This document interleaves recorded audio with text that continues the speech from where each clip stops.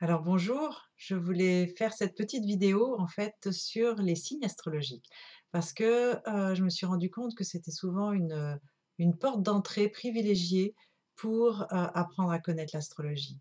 On a tous lu, quelque chose sur notre signe solaire, notre signe de naissance, en sachant si on est Bélier, Taureau, Balance, Verseau ou Cancer et très rapidement, la plupart des gens qui s'y intéressent, vont aller regarder, lire des éléments, des livres sur leur signe astrologique. Donc ça, c'est vraiment une première porte d'entrée et je voulais en parler parce qu'en fait, je trouvais intéressant de voir qu'au-delà de la description de comportement, de caractère, de personnalité, de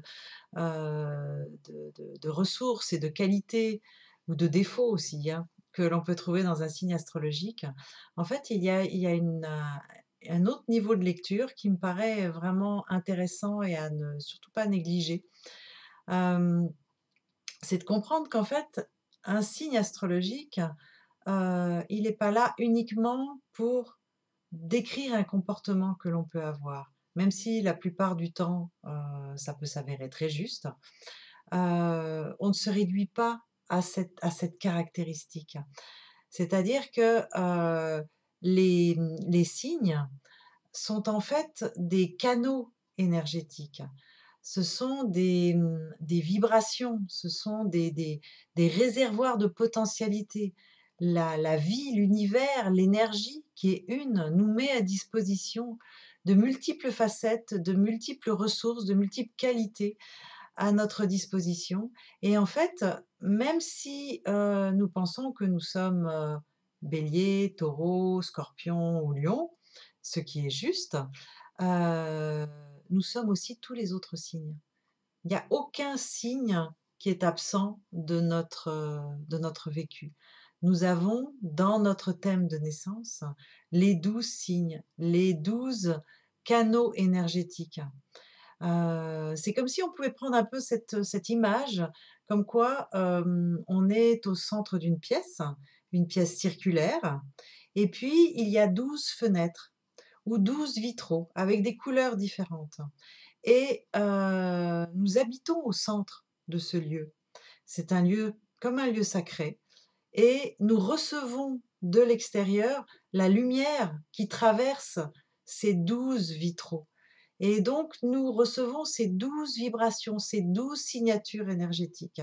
Et il n'y a aucun signe qui est absent de notre thème natal. Donc, c'est pour ça qu'il est intéressant déjà d'ouvrir notre connaissance à tous les autres signes, parce qu'ils ont tous quelque chose à nous indiquer, à nous apprendre et à nous faire connaître sur nous-mêmes. Et puis, si on s'intéresse peut-être plus particulièrement à notre signe solaire, même si les autres signes, ont tout autant à nous apprendre. Il est bien de d'aller le percevoir, le regarder, l'entendre, l'écouter aussi. L'écouter nous parler quelque part sur un plan énergétique, vibratoire, parce qu'il nous invite à, utiliser son énergie.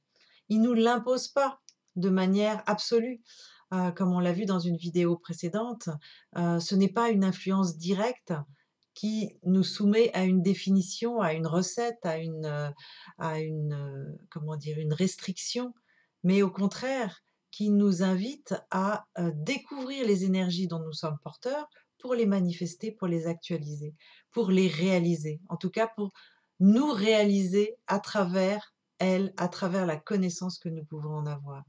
Et donc, dans les signes, c'est vraiment de comprendre que, il y a une invitation pour découvrir peut-être, si on prend le signe du Bélier, ben, comment on utilise cette force, cette énergie, cette dynamique, cette audace, cette capacité de se positionner.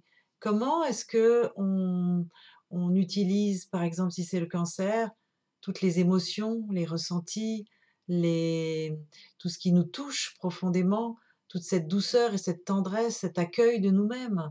Comment, si on utilise l'énergie du lion, on peut utiliser cette énergie de rayonnement, d'ouverture, de créativité, de floraison, d'éléments qui nous permettent de resplendir.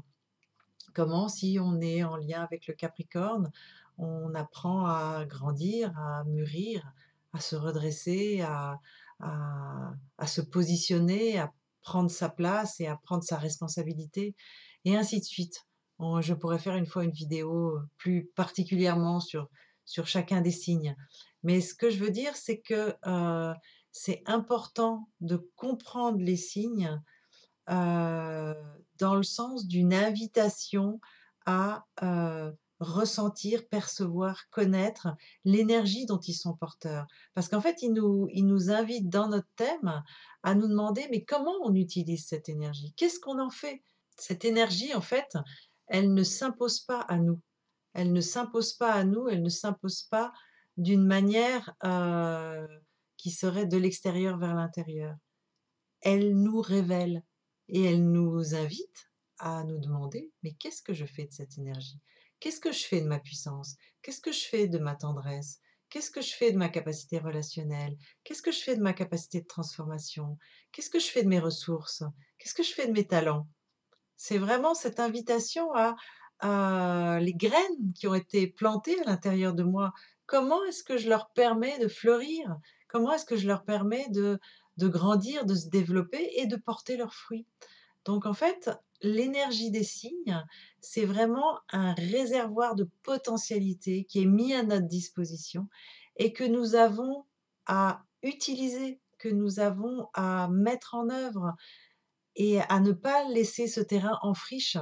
C'est vraiment il va pas pousser tout seul. Il peut pousser tout seul, mais l'invitation de la vie, c'est que nous puissions y mettre de la conscience et qu'à ce moment-là, nous soyons pleinement participatifs à l'utilisation des énergies qui nous habitent et de toutes les énergies des signes du zodiaque. Alors, si vous connaissez un petit peu les énergies de votre thème, ne serait-ce que l'énergie de votre soleil, de votre ascendant, de votre lune, vous pouvez aller les regarder, les explorer au-delà de la définition que vous pouvez en connaître pour savoir qu'est-ce que ça fait vivre à l'intérieur de vous.